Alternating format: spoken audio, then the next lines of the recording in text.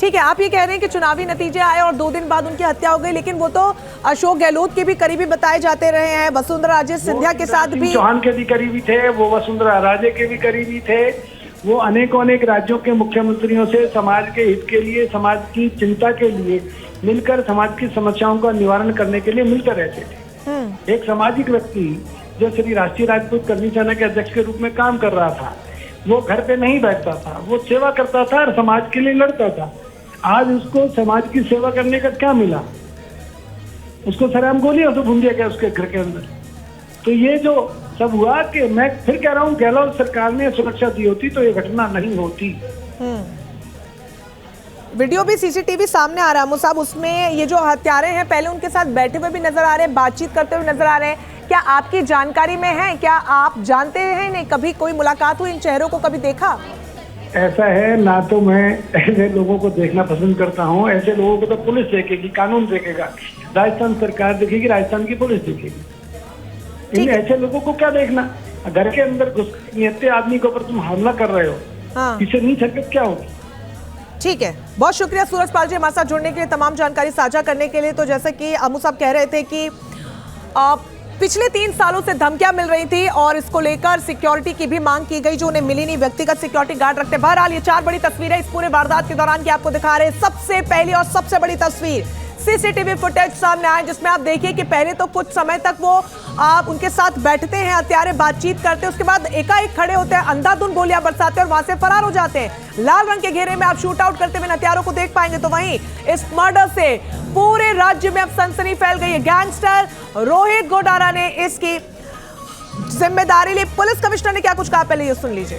तो सुखदेव सिंह जी से उनका जो पीएस जो सिक्योरिटी है वो जाके पूछ लिया, तो उनका अनुमति मिलने के बाद तीनों लोग अंदर गया। वहाँ करीबन 10 मिनट उनके साथ बातचीत किया। 10 मिनट के बाद उनके ऊपर फायरिंग किया। उस फायरिंग में सुखदेव सिंह जी का डेथ हो गया। उनके बगल में जो सिक्योरिटी खड़ा था उनके भी गोली लग गया, वो अभी हॉस्पिटल में आईसीयू में है। और इस क्रॉसफायर के दौरान 3 हमलावरों में एक का भी डेथ हो गया। तो वो हम जिसका डेथ हो गया उनका नाम है नवीन सिंह शेखावत। वो है यहाँ का मूल रूप से शाहपुरा के पास का रहने वाला है और अभी जयपुर में निवास कर रहा है। पुलिस कमिश्नर ने क्या कुछ कहा वो आपने सुना। इस बीच सहयोगी आशुतोष हमारे साथ जुड़ गए हैं। आशुतोष, लगातार आप बने हुए हैं, ताजा अपडेट क्या है मामले में अब तक की?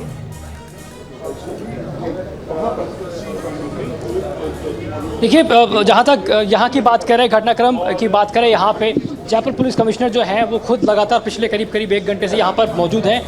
अब से कुछ देर पहले डॉग स्क्वाड की जो टीम है उसने अपनी छानबीन शुरू की है और जिस एरिया में संभावित तौर पे बदमाश यहाँ से निकल कर भागे हैं उन एरिया में पुलिस साक्ष्य जुटा रही है। अभी तक एक जो हमलावर जिसकी डेथ हुई है, जो इनके साथ में शामिल था, नवीन शेखावत, जिसका जो जिक्र किया जयपुर पुलिस कमिश्नर ने भी किया, एक जानकारी ये भी सामने निकल के आ रही है कि उसको पूरी तरीके से ये जानकारी नहीं थी कि जो साथ में उनके जो बदमाश आए हैं वो क्या फायरिंग करने वाले हैं।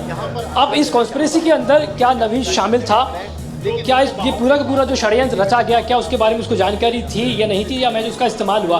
क्योंकि जो फुटेज सामने निकल के है सीसीटीवी के, उसमें थोड़ी सी चीज़ें सस्पेक्टेड दिखाई दे रही हैं। पूरी तरीके से उसका जो इन्वॉल्वमेंट है वो दिखाई नहीं दे रहा है। बहरहाल मौके पर बड़ी संख्या में पुलिस की तैनाती कर दी गई है। आशुतोष, लॉ एंड ऑर्डर का कोई इशू ना हो, इसके लिए मौके पर बड़ी संख्या में जो पुलिस। आशुतोष, जो हमलावर नवीन मारा गया है उसके बाद वहां पर जो अन्य हमलावर थे कोई कड़ी जुड़ती हुई नजर आ रही है, कुछ अन्य सुराग मिल पाए?